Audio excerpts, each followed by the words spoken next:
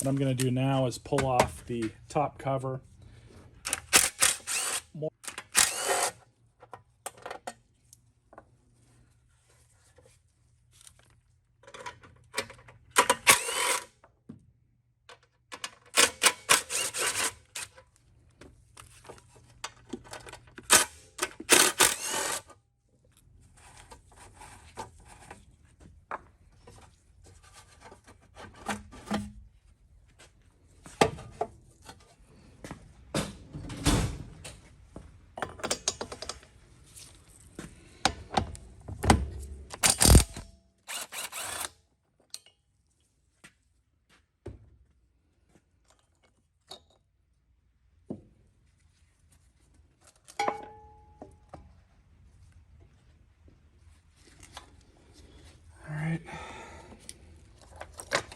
Grab my puller.